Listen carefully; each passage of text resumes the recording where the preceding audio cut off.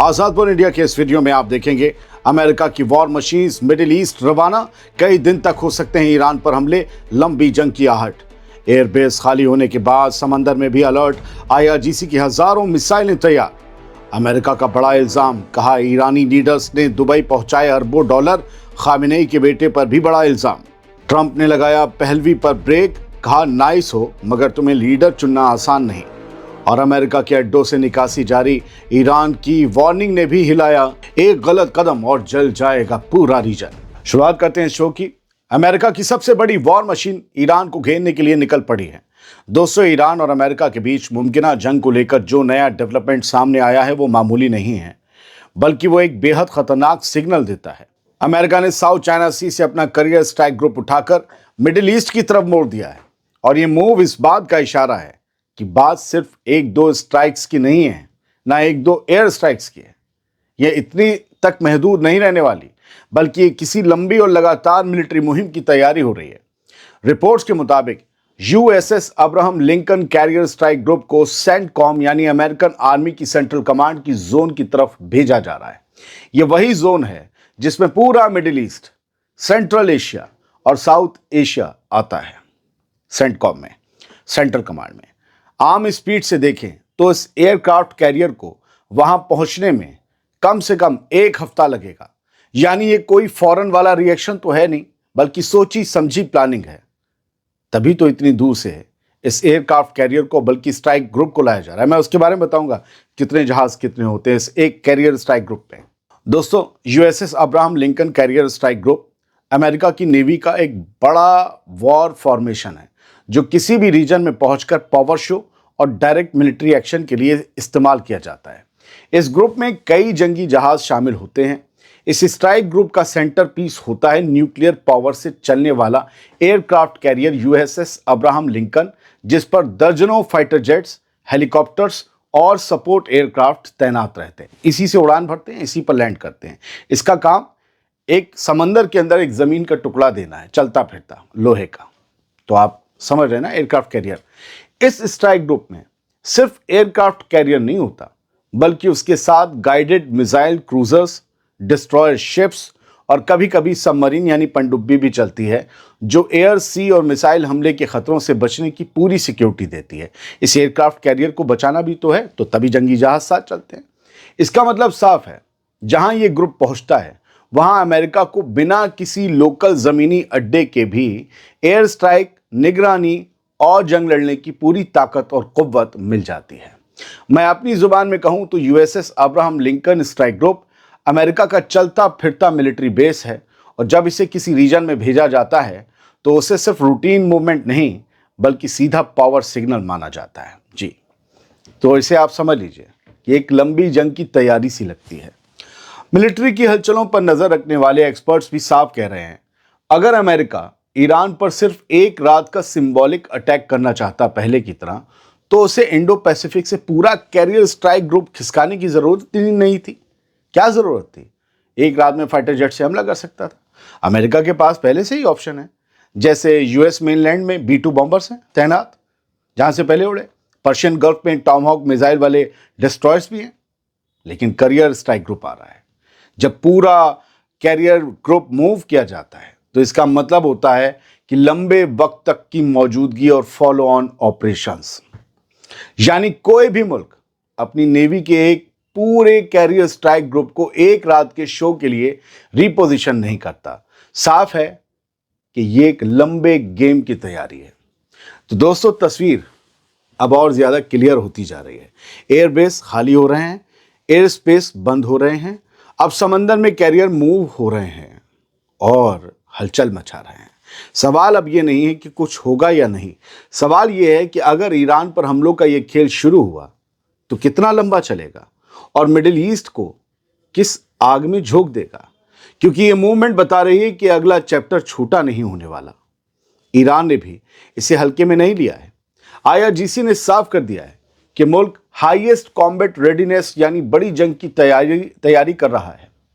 15 जनवरी को आई China daily अखबार की खबर के मुताबिक ईरान के जो एयर स्पेस फोर्स है उसके कमांडर माजिद मुसावी का कहना है کہ پچھلے سال اسرائیل کے ساتھ ہوئی 12 دن کی جنگ کے بعد سے ایران کے میزائل اسٹاکس اور بھی بڑھے ہیں، یعنی ایران نے اور زیادہ میزائلیں اکٹھا کر لی ہیں اور اب ہزاروں میزائلیں دشمن پر برسنے کو بےتاب ہیں، یہ ان کا کہنا ہے۔ مطلب کہ ایران کے جواب دینے کی طاقت پہلے سے زیادہ مضبوط ہو چکی ہے، ایران کہہ رہا ہے۔ کل ملا کر امریکہ کی اس وار مشین کی موومنٹ نے مڈل ایسٹ میں ایک بڑی جنگ کی ہلچل کو 7ویں آسمان پر پہنچا دیا ہے۔ کیا آپ تک یہ خبر صحیح سے پہنچ گئی؟ بتا دیجیے گا۔ اب دوسری خبر کو سنیے، اور یہ خبر ہے اسے خبر کی طرح سنیے۔ الزام تراشنے کا دور شروع ہو گیا لگتا، خاص کر ایران کے لیڈروں کے خلاف۔ امریکہ کے ٹریجری سیکرٹری، یا یوں کہیں کہ امریکہ کے وزیر خزانہ اسکاٹ بیسنٹ نے کہا ہے کہ امریکہ ایران کے حکمرانوں کے پیسے ودیشوں میں بھیجنے کی بڑی کیپٹل فلائٹ کو ٹریک کر رہا ہے، اور وہ اسے ریٹس فلیئنگ دی شپ کہہ رہا ہے، یعنی جیسے چوہے جہاز چھوڑ کر بھاگ رہے ہیں، اس سے پہلے اپنا انتظام کر رہے ہیں، یہ اس کا کہنا ہے۔ امریکہ کی یوں سمجھ لیں کہ وزیر خزانہ کا۔ ٹریجری کے مطابق ایران کی حکومت میں بیٹھے کچھ بڑے لوگ اپنے کروڑوں ڈالر ملک سے باہر بھیج چکے ہیں، اور یہ ٹرانسفر کئی جگہوں کے بینک اور فائنینشیل انسٹیٹیوشنز میں پہنچ رہے ہیں۔ دعویٰ کیا جا رہا ہے کہ یہ سب کچھ ٹرمپ کی دھمکیوں اور ملک میں بڑھتی ٹینشنز کے بیچ ہوا۔ بیسنٹ نے کہا کہ ٹریجری اس کا پیچھا کرے گی اور یہ پیسہ کہیں چھپا نہیں رہ سکتا، ہم اسے نکال لیں گے۔ اسرائیلی میڈیا چینل 14 بھی رپورٹ کر رہا ہے کہ پچھلے 2 دنوں میں قریب $1.5 ارب ایران سے دبئی کے ایسکرو اکاؤنٹس میں ٹرانسفر کیے گئے ہیں۔ پچھلے 2 دن میں بینک کے ذریعے نہیں بلکہ کرپٹو کرنسی کے ذریعے یہ ٹرانسفر ہوا ہے، یہ کہا گیا۔ خبر میں دعویٰ کیا گیا ہے کہ سپریم لیڈر علی خامنئی کے بیٹے اور ان کے ممکنہ ولی عہد مجتبیٰ خامنئی بھی اس ٹرانسفر میں شامل ہیں، جس میں قریب $328 ملین کا حصہ ان کے نام ہے۔ دوستو، خبر یہ تھی، اب سنیے۔ ایسا ہو سکتا ہے کہ یہ الزام صرف ایران کے نظام کو بدنام کرنے کی کوشش، یا یہ بھی ہو سکتا ہے کہ ان الزاموں کے ذریعے ایران کی عوام کو نظام کے خلاف اور بھڑکانے کا پلان ہو، کہ دیکھو تمہارے حکمراں کرپٹ ہیں، اتنا پیسہ تھا ان کے پاس، اور دیکھو اب وہ بھاگ رہے ہیں، یعنی کہ تم جیت رہے ہو، چلو چڑھائی کرو۔ کچھ بھی ہو سکتا ہے۔ مائنڈ گیم اسکوئڈ گیم سے زیادہ خطرناک ہے۔ ایک اور خبر لیتے ہیں۔ وہ جو شاہ بننے کا خواب دیکھ رہے تھے، ان پہلوی کے ارمانوں پر پانی پھرتا دکھ رہا ہے۔ امریکہ کے صدر ڈونلڈ ٹرمپ نے کھل کر یہ تو کہا کہ رضا پہلوی کافی نائس ہیں، کیوٹ آدمی ہیں، لیکن ساتھ ہی یہ بڑا سوال بھی اچھال دیا کہ کیا واقعی ایران کے اندر ان کی کوئی زمین ہے، کوئی سپورٹ ہے، کوئی طاقت ہے۔ وائٹ ہاؤس میں رائٹرز کو دیے ایک ایکسکلوسیو انٹرویو میں ڈونلڈ ٹرمپ نے صاف کیا کہ ایران کا موجودہ کلیریکل سسٹم گر بھی سکتا ہے، موجودہ اسلامی نظام گر بھی سکتا ہے۔ حالات ادھر تیزی سے بدل رہے ہیں، لیکن پہلوی کو لے کر ٹرمپ نے ہاتھ کھینچے رکھے۔ ٹرمپ نے اب تک ایران میں پروٹیسٹ کے نام پر بڑے بڑے سٹیٹمنٹ دیے، دھمکیاں دیں، یہاں تک کہ ہزاروں لوگوں کی موت کے الزام بھی لگائے، مگر جب بات سیدھے سیدھے پہلوی کے سپورٹ پر آئی تو ٹرمپ پیچھے ہٹتے نظر آئے۔ وہ اس بات کے لیے راضی نہیں۔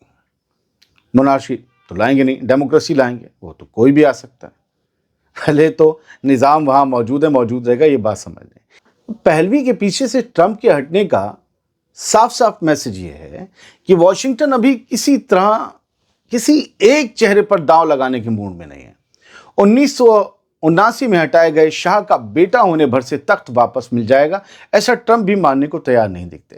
یعنی ایران میں اگر بدلاؤ آیا بھی تو کیا وہ پہلوی کے ذریعے آئے گا یا کسی اور راستے سے؟ یہ سوال اب پہلے سے زیادہ بڑا اور کھلا ہو گیا ہے۔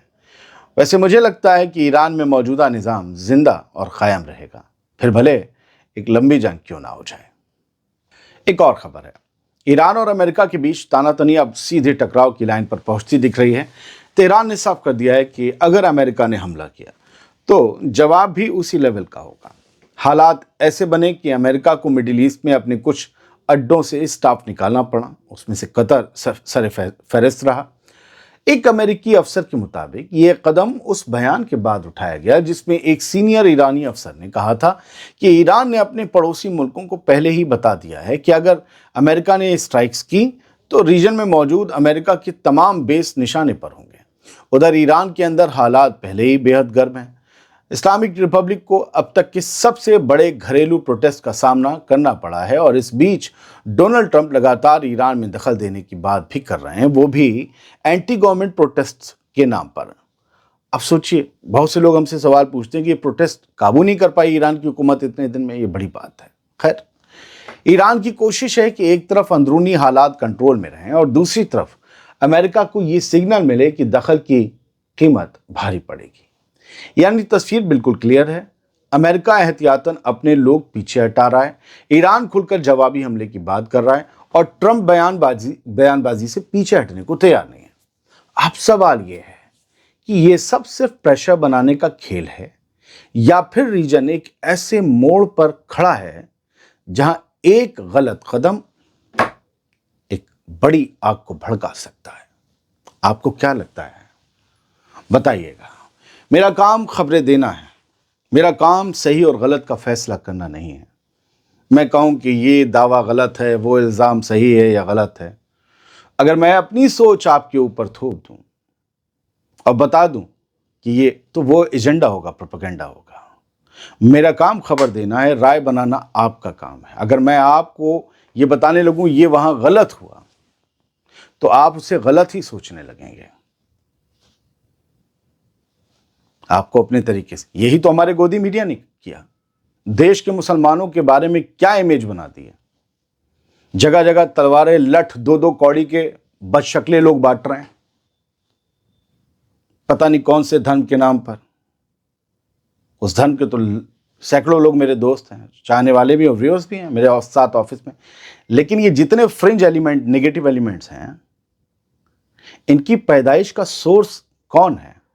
हमारी गंदी नफरती लीडरशिप, वो किसी भी पार्टी की हो, मैं किसी का नाम नहीं ले रहा।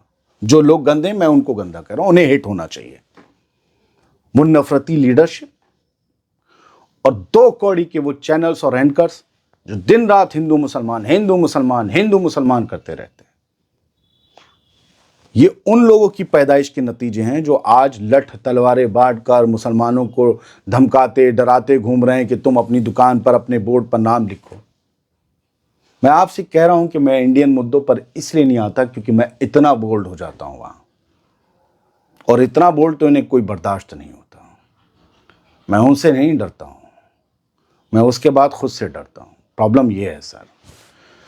तो मैं अपने आप को जामे में रखते हुए जो मेरा निश है, जो मेरा शौक था बचपन से इंटरनेशनल इश्यूज़ में, उसी पर रहता हूँ। बहुत से लोग पूछते हैं ना नेशनल मुद्दों पे क्यों ना, तो ये वजह है। Thank you very much. सलामत रहिए, खुश रहिए।